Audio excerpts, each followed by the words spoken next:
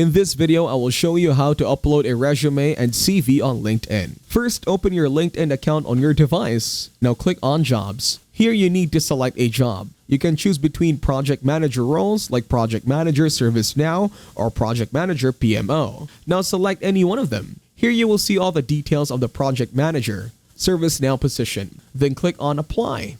Next, click on Continue. Here you need to select your location of residence and language. Scroll down and click on I accept. Take a moment to fill out the following form. After you have completed your application, an email will be sent to you with information about how to check the status of your application. Now go back and click on Application Settings. Here you can save resumes and application data, or you can share resume data with recruiters. Now click on Upload Resume.